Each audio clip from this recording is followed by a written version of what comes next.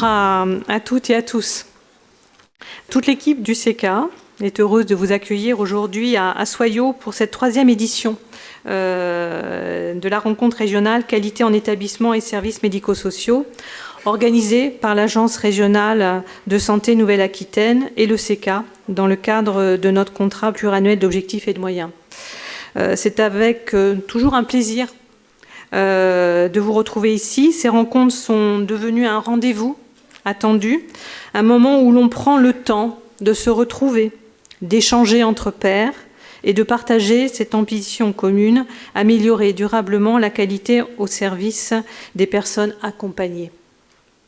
Je souhaite également remercier chaleureusement le Crédit Agricole pour la mise à disposition de ce très bel amphithéâtre qui nous permet de tenir cette journée dans d'excellentes conditions d'accueil et de convivialité. Depuis 2 ans, les établissements et services de la région se sont engagés avec beaucoup d'énergie dans le nouveau dispositif d'évaluation de la Haute Autorité de Santé. Cette transformation a demandé de la mobilisation, de la pédagogie, du dialogue et parfois de la persévérance.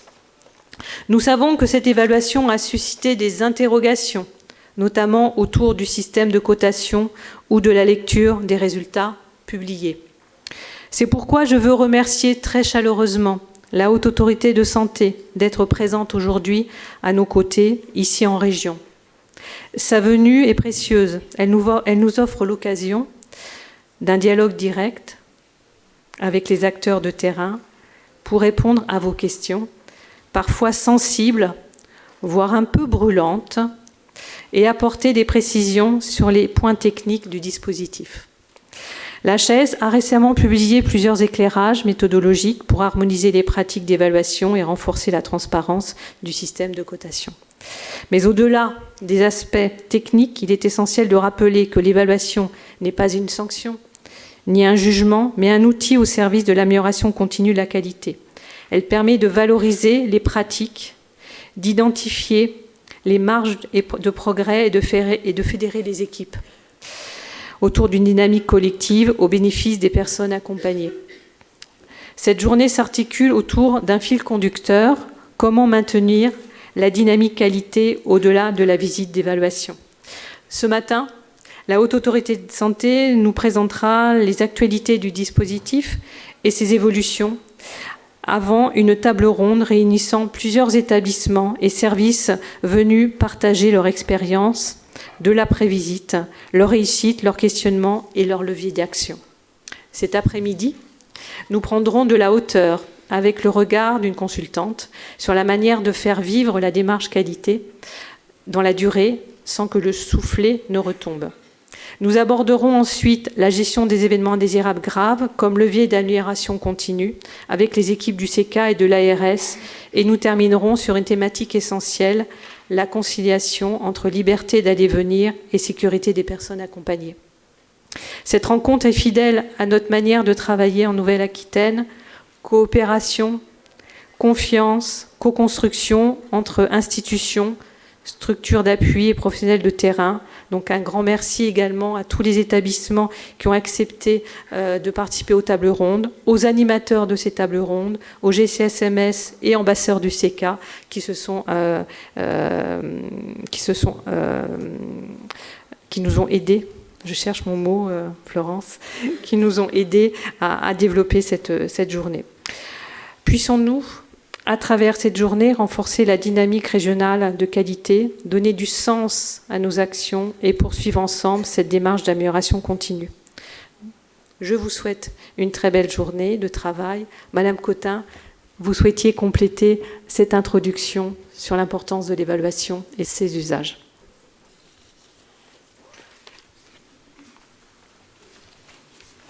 Bonjour à tous et à toutes.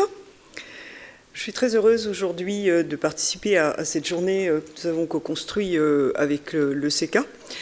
Ce sont toujours des journées très instructives et très enrichissantes pour l'ensemble des participants. Donc moi, je souhaite vous parler effectivement de 2 thématiques que nous avons envie de mettre à l'honneur dans cette journée. Tout d'abord, la qualité des évaluations des ESMS qui sont réalisées par les organismes accrédités par l'HAS.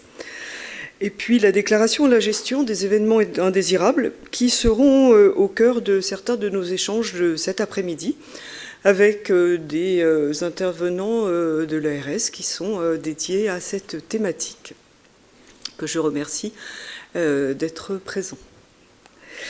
Les évaluations des ESMS sont un réel levier pour nous de connaissance et de progrès.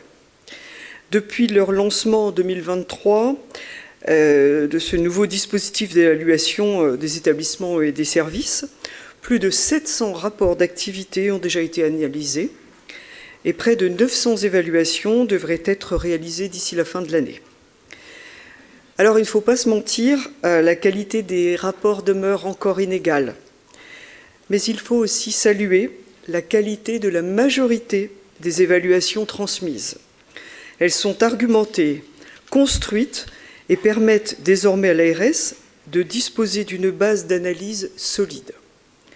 Grâce à ces données, nous pouvons mieux identifier aujourd'hui la qualité des prises en charge à l'échelle régionale et territoriale, les difficultés récurrentes selon les champs d'intervention, que ce soit pour les personnes âgées ou les personnes en situation de handicap, et la capacité des établissements à s'approprier les résultats de leurs évaluations en construisant des plans d'action pertinents et opérationnels. Face à la volumétrie croissante des rapports, l'ARS s'est dotée d'outils d'analyse et de suivi renforcés. Depuis ce début de l'année 2025, des actions ciblées sont donc menées en partenariat avec le CECA sous la forme de formation à la préparation de l'évaluation, de formation à la méthodologie de construction des plans d'action, et c'est proposé dans chaque département. Des accompagnements individualisés également, à distance ou sur site, pour les établissements qui sont en post-évaluation. Autant d'initiatives qui traduisent notre volonté d'être au plus près de vos besoins et de soutenir la qualité de vos démarches. En ce qui concerne la déclaration et la gestion des événements indésirables, il y a une vraie culture qui est en développement.